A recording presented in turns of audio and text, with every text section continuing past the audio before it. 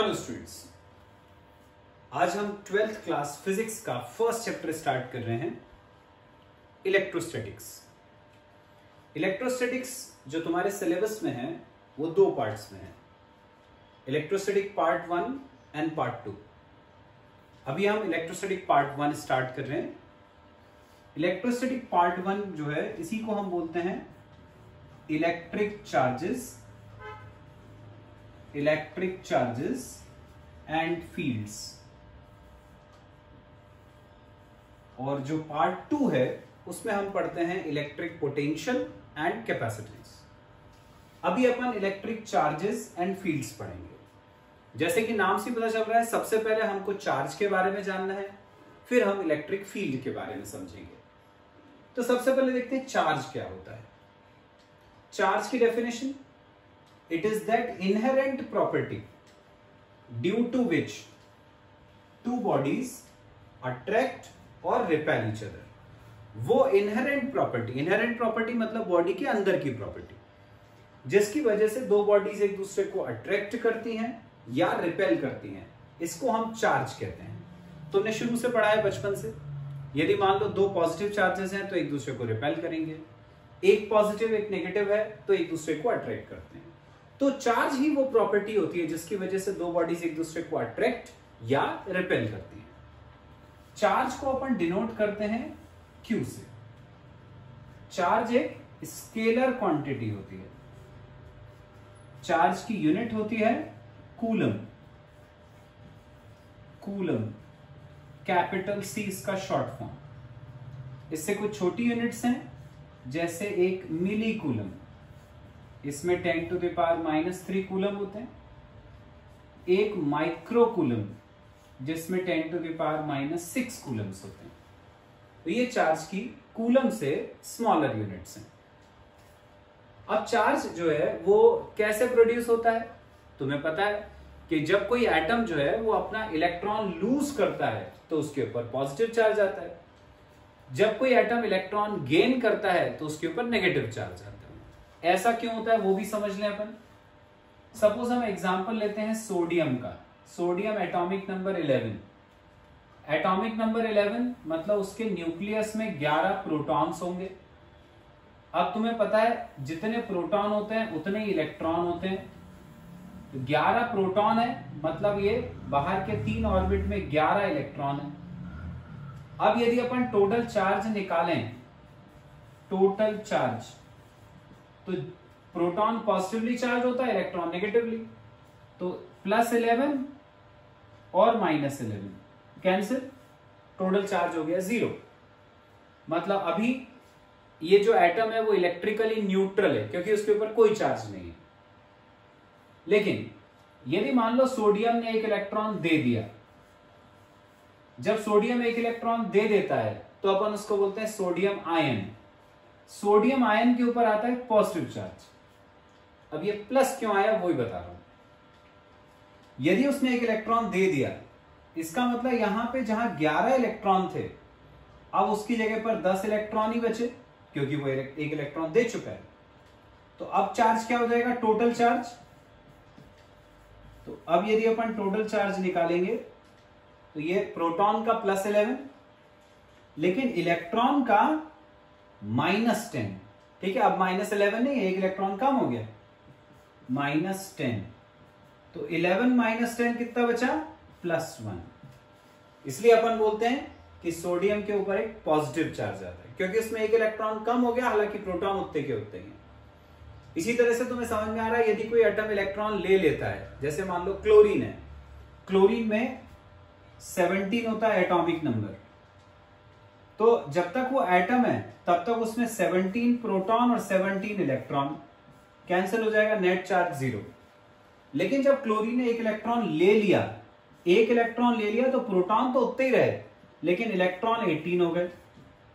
अब total charge 17 - 18 तो कितना बचेगा, -1। इसीलिए अपन क्लोरीन के ऊपर नेगेटिव चार्ज लगाते हैं। तो आगे समझ में कि किसी बॉडी के ऊपर चार्ज आता कहां से है, या तो इलेक्ट्रॉन देने से या इलेक्ट्रॉन लेने से। अब बच्चों, चार्ज से रिलेटेड एक बहुत इंपॉर्टेंट प्रिंसिपल है, इसको हम बोलते हैं क्वांटाइजेशन प्रिंसिपल। देखते हैं क्या होता है ये। Charge on a body is integral multiple of the charge on an electron. Quantisation principle के अकॉर्डिंग किसी बॉडी के ऊपर जो टोटल चार्ज होता है वो हमेशा इलेक्ट्रॉन के चार्ज का इंटीग्रल मल्टीपल होता है। इंटीग्रल मल्टीपल मतलब इलेक्ट्रॉन के चार्ज का 2 गुना, 3 गुना, 4 गुना। 2e, इलेक्ट्रॉन के चार्ज को अपन स्मॉल ई से डिनोट करते हैं, तो इलेक्ट्रॉन के चार्ज का double 2e, 3 times 3e, 4 times 4e। क्या नहीं हो सकता? 1.5e नहीं हो सकता, 2.5e नहीं हो सकता। रीजन 2.5 का मतलब क्या हुआ? 2 इलेक्ट्रॉन प्लस 1.5 मतलब आधा इलेक्ट्रॉन। लेकिन इलेक्ट्रॉन खुद ही इतना छोटा पार्टिकल होता है कि उसका आधा एग्जिस्ट ही नहीं कर सकता। इसीलिए किसी भी बॉडी के ऊपर जो टोटल चार्ज होता है वो हमेशा इलेक्ट्रॉन के चार्ज का इंटीग्रल मल्टीपल, इसको अपन लिखते हैं Ne, जहां पर n की वैल्यू 1, 2, 3, 4, 5 ये सब हो सकती है। 1.5, 2.5 ये नहीं हो सकता। अब अपन को पता है कि चार्ज जो है वो पॉजिटिव भी हो सकता है, नेगेटिव भी हो सकता है। यदि कोई बॉडी इलेक्ट्रॉन देती है तो पॉजिटिव, लेती है तो नेगेटिव, तो उसके ऊपर आ जाएगा प्लस माइनस n। प्लस या माइनस दोनों में हो सकता है बॉडी के ऊपर चार्ज, पर यह जरूरी है कि जो भी होगा वो इलेक्ट्रॉन का इंटीग्रल मल्टीपल होगा। ठीक है, तुमने सुना है क्लोरीन का चार्ज होता है -1, ऑक्सीजन का -2, -2.5 नहीं सुना। ठीक है, क्लोरीन का -1 होता है, -1.5 नहीं सुना। क्यों? क्योंकि कोई एटम इलेक्ट्रॉन लेगा तो पूरा पूरा लेगा, उसका आधा पार्ट न ले सकता है न दे सकता है। तो ये होता है क्वांटाइजेशन प्रिंसिपल। अब बच्चों अब देखते हैं इस चैप्टर का बहुत इंपॉर्टेंट टॉपिक कूलम्स लॉ। पहले अपन इसका स्टेटमेंट देख लेते हैं। कूलम्स लॉ क्या कहता है? फोर्स ऑफ अट्रैक्शन और repulsion acting between any two charges is directly proportional to the product of magnitudes, और आएगा यहां पे to the product of magnitudes of charges and inversely proportional to the square of distance between them। Suppose जैसे दो charges हैं, एक है Q1 एक Q2, दोनों के बीच का डिस्टेंस R, और मान लो दोनों को मैंने हवा में रखा है, एयर में रखा हुआ। कूलम्स लॉ क्या कहता है कि ये दोनों चार्जेस या तो एक दूसरे को अट्रैक्ट करेंगे या रिपेल करेंगे। अपन को पता है अनलाइक हुए तो अट्रैक्ट करेंगे, लाइक हुए तो रिपेल करेंगे। तो जितना भी फोर्स लग रहा है, भले ही वो अट्रैक्शन का है भले ही वो रिपल्शन का है, वो डायरेक्टली प्रोपोर्शनल होता है इनके जो मैग्नीट्यूड है, जो वैल्यूज हैं उनके प्रोडक्ट के, डायरेक्टली प्रोपोर्शनल और इनवर्सली प्रोपोर्शनल मतलब 1/2 the square of the distance. दोनों को कंबाइन करा तो F हो जाएगा proportional to Q1 Q2 upon R square. Proportionality के अपन ने साइन हटाया तो एक कांस्टेंट आएगा K, F हो गया K Q1 Q2 upon R square. ये K की वैल्यू CGS में अलग होती है और MKS सिस्टम में अलग होती है। CGS सिस्टम में K की वैल्यू होती है 1, यहां 1 रख दिया तो F आ जाएगा Q1 Q2 upon R square. ये फोर्स की वैल्यू आ गई। ये CGS सिस्टम है, CGS सिस्टम में फोर्स आता है डायंस में, तो ये फोर्स की वैल्यू आ गई डायंस में। अब अपन MKS या SI सिस्टम देखते हैं। इन MKS और SI सिस्टम, MKS या SI सिस्टम में K की वैल्यू होती है 1/4 पाई एप्सिलॉन नॉट। यहां पर ये जो एप्सिलॉन नॉट है ये कांस्टेंट है।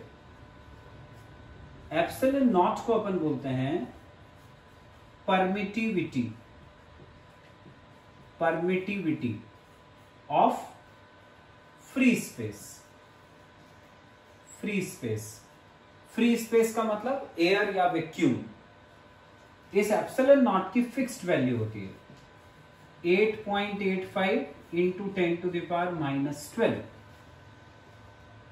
तो अब यदि अपन इस वैल्यू को यहां रख दें और 4 पाई में पाई की वैल्यू रख दें 3.14, तो 1/4 पाई एप्सिलॉन नॉट की वैल्यू आ जाएगी।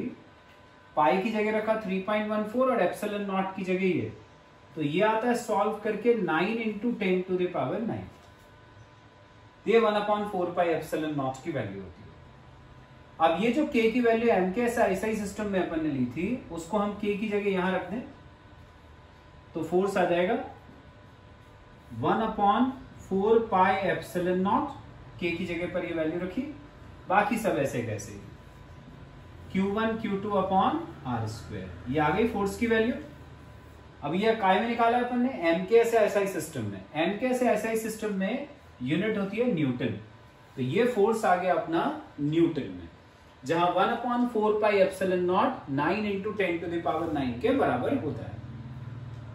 नेक्स्ट टॉपिक है बच्चों डाइलेक्ट्रिक कांस्टेंट या रिलेटिव परमिटिविटी। डेफिनेशन देखते हैं इसकी पहले। It is the ratio of permittivity of medium and permittivity of air. Permittivity को हमने देखा था हम एप्सिलॉन से डिनोट करते हैं, तो डाइलेक्ट्रिक कांस्टेंट के या एप्सिलॉन आर से डिनोट किया जाता है। डेफिनेशन के अकॉर्डिंग क्या होता है ये, परमिटिविटी ऑफ मीडियम मतलब epsilon upon permittivity of air epsilon not. तो एप्सिलॉन और एप्सिलॉन नॉट का रेशियो होता है के या एप्सिलॉन आर। यदि अपन इसमें क्रॉस मल्टीप्लाई कर दें तो एप्सिलॉन की वैल्यू हो जाएगी एप्सिलॉन नॉट के, ये एप्सिलॉन की वैल्यू हो जाती है, क्योंकि तुम्हें दिख रहा है कि जो के है वो दो परमिटिविटीज का रेशियो है, इसलिए जो भी इसकी यूनिट होगी वो इसकी यूनिट हो जाएगी, कैंसिल हो जाएगा, तो के की कोई यूनिट नहीं होती। तो के एक सिंपल नंबर होता है, इट हैज नो यूनिट्स। तो ये हो गया बच्चों डाइलेक्ट्रिक कांस्टेंट या रिलेटिव परमिटिविटी। अब नेक्स्ट टॉपिक है electric field and electric field intensity. Definition देखते हैं इसकी। Space around a charge where its effect can be felt is called electric field, and force experienced by a unit positive charge placed in electric field is called electric field intensity। मतलब समझे इसका। देखो तुम जानते हो कि जैसे अपन ने यहां पर एक मैग्नेट रखा, यदि मैं इसके पास में यहां पर एक लोहे का टुकड़ा रखूंगा, वो इसकी तरफ अट्रैक्ट हो जाएगा। अब यही लोहे का टुकड़ा आयरन फिलिंग बोलते हैं, जिसको अपन यदि दूर रख दें तो अब वो अट्रैक्ट नहीं हो पा रहा। क्यों? क्योंकि मैग्नेट के आसपास यही वो स्पेस है जहां तक उस मैग्नेट का इफेक्ट बना हुआ है, जहां तक उसका प्रभाव बना हुआ है। तो ये जो स्पेस होती है मैग्नेट के आसपास, उसको अपन बोलते हैं मैग्नेटिक फील्ड। बिल्कुल इसी तरह से किसी चार्ज के आसपास भी एक स्पेस होती है जहां तक उसका इफेक्ट, उसका प्रभाव बना रहता है। वो स्पेस जो है उसको अपन बोलते हैं उसकी इलेक्ट्रिक फील्ड। जैसे मान लो एक चार्ज है +Q, यदि हम यहां पर रखते हैं एक unit positive charge. Unit positive charge का मतलब, यूनिट मतलब 1, पॉजिटिव मतलब प्लस। तो यदि अपन ने यहां पर रखा एक +1 कूलम का चार्ज, तो ये चार्ज उस चार्ज को रिपेल करेगा, पॉजिटिव पॉजिटिव है रिपेल करेगा। यही चार्ज मैंने यहां रख दिया, अब ये उसको रिपेल नहीं कर पा रहा है। क्यों? क्योंकि दूरी ज्यादा होगी, इसका इफेक्ट नहीं पड़ पा रहा है वहां तक। तो इस चार्ज के अराउंड ये स्पेस जहां तक उसका इफेक्ट बना रहता है, इस स्पेस को हम बोलते हैं इलेक्ट्रिक फील्ड।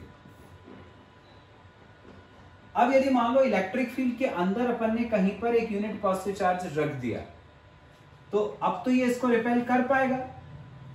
तो ये रिपेल करते समय जितना फोर्स लगाता है इसके ऊपर, रिपेल करते समय जितना फोर्स लगाता है, उस फोर्स को अपन बोलते हैं इस पॉइंट पर, मान लो पॉइंट का नाम है P, उस फोर्स को बोलते हैं इस पॉइंट पर इलेक्ट्रिक फील्ड इंटेंसिटी।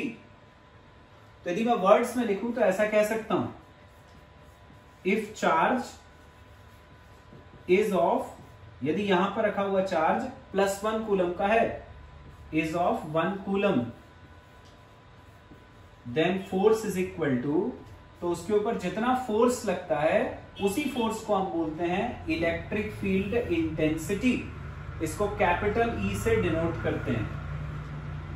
तो यदि चार्ज 1 कूलम का है तो फोर्स E के बराबर होता है। तो यदि यहां पर रखा हुआ चार्ज Q कूलम का है तो फोर्स हो जाएगा Q इंटू E।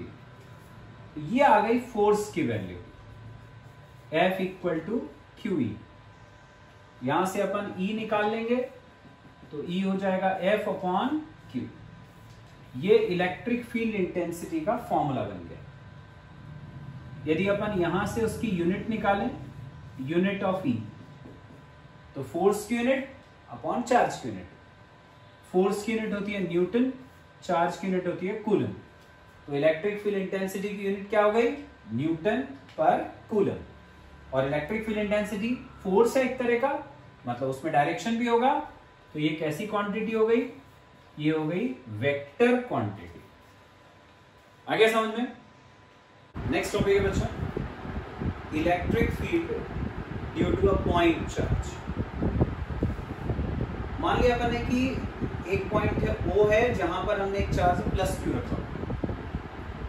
ये इसके आसपास की इलेक्ट्रिक फील्ड, ये इलेक्ट्रिक फील्ड है, मतलब इस फील्ड के अंदर, इस स्पेस के अंदर यदि कोई और चार्ज आएगा तो ये वाला चार्ज उसको अट्रैक्ट या रिपेल कर सकता है, डिपेंडिंग अपॉन कि वो चार्ज पॉजिटिव है या नेगेटिव। तो अपन ने इस इलेक्ट्रिक फील्ड के अंदर एक यूनिट पॉजिटिव चार्ज, मतलब +1 कूलम का चार्ज इससे r डिस्टेंस पर पॉइंट P पे रख दिया। अब ये वाला पॉजिटिव उस पॉजिटिव को रिपेल करेगा। जब ये पॉजिटिव उस पॉजिटिव को रिपेल करेगा तो रिपेल करते समय जितना फोर्स लगाता है, हमने पढ़ा कि हम उसी फोर्स को इस पॉइंट पर इलेक्ट्रिक फील्ड इंटेंसिटी कहते हैं। तो ये पॉजिटिव उस पॉजिटिव को रिपेल करेगा, रिपेल करते समय जितना फोर्स लगाता है उसी को हम कहते हैं इलेक्ट्रिक फील्ड इंटेंसिटी। तो ये जो इलेक्ट्रिक फील्ड इंटेंसिटी E है ये F के बराबर होती है, जो मैंने अभी समझाया। लेकिन F की वैल्यू, F तो फोर्स है, उसकी वैल्यू हम कूलम्स लॉ से जानते हैं। 1/4 pi epsilon not Q1 Q2 bye r² होती है F की वैल्यू। Q1 Q2 दो चार्जेस, यहाँ देखें कितने कितने हैं, एक है Q, एक है 1, यहाँ रख दिया। तो E आ गया 1/4 पाई एप्सिलॉन नॉट, Q1 की जगह रखा Q, Q2 की जगह रखा 1, अपॉन में है r²। तो आ गई E की value 1/4 pi epsilon not Q upon r²। ये आ गई इलेक्ट्रिक फील्ड इंटेंसिटी। यहाँ पर 1/4 पाई एप्सिलॉन नॉट की वैल्यू वही होती है जो मैंने कूलम्स लॉ में बताई थी तुम्हें, 9 × 10⁹। इससे अपन इलेक्ट्रिक फील्ड निकाल लेंगे। यूनिट क्या होगी? वही जो मैंने अभी पिछले वाले टॉपिक में बताई तुम्हें, न्यूटन पर कूलम। ये इलेक्ट्रिक फील्ड होती है due to a point charge.